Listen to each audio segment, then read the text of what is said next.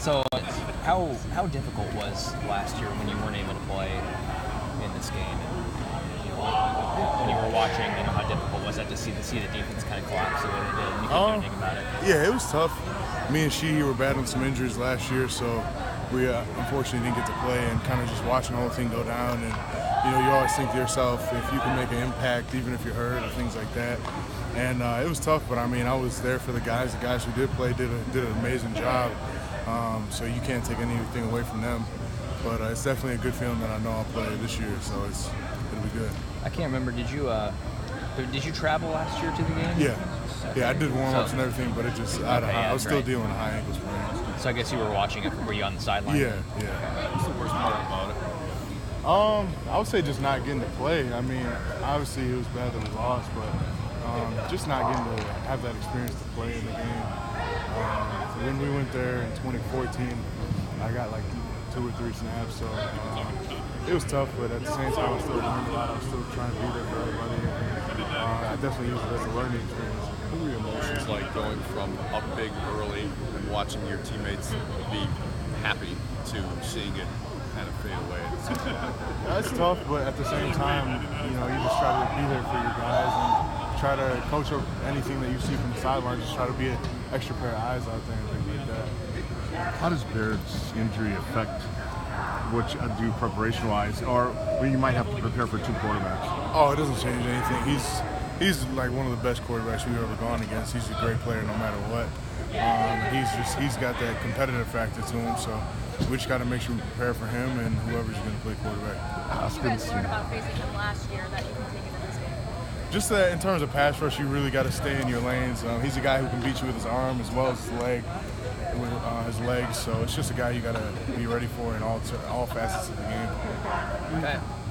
When it comes to seeing that Ohio State, the Russian attack with Dobbins and Weber, plus Barrett along in that offensive line, what stands out with that Russian attack to you that you've seen on film? Personally, just their offensive line. Obviously, they have great skilled players, but one thing that we focus on is the offensive line. This is one of the best offensive lines as a group that we're going to go against all year, and they're one of the best in the country, so we got to be ready for them.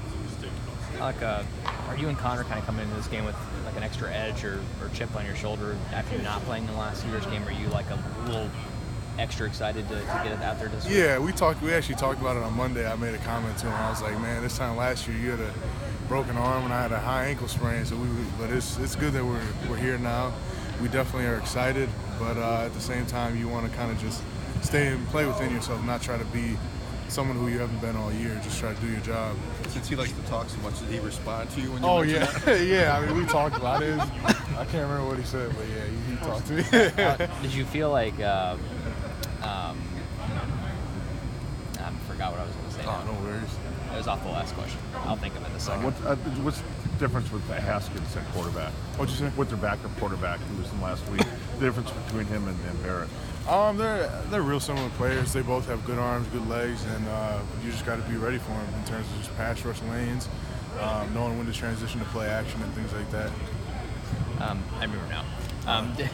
In last year's game, did you feel like you and Connor being out was like a big difference in that game? Just the fact that you didn't have that depth up front, and maybe in the second half it was.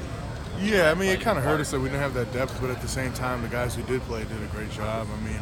They didn't really fall off or anything, so it would have been nice to be in there, but it's in the past now, and I can't worry about it.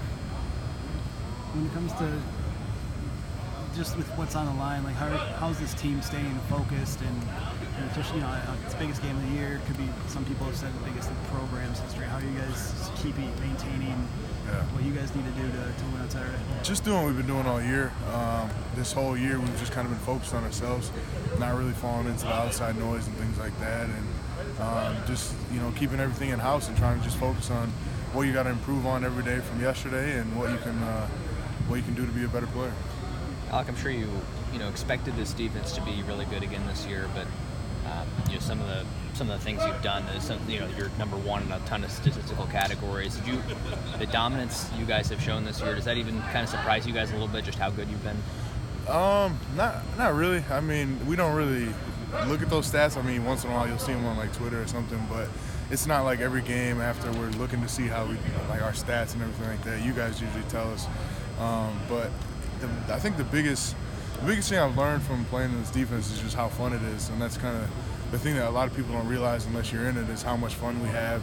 Even if it's after a turnover or a bad situation or something bad happens, like we're out there having fun. We're never out there like, oh man, we got to play defense now. It's more just excitement, and you kind of look around and see how special that this defense is and how well we all gel together.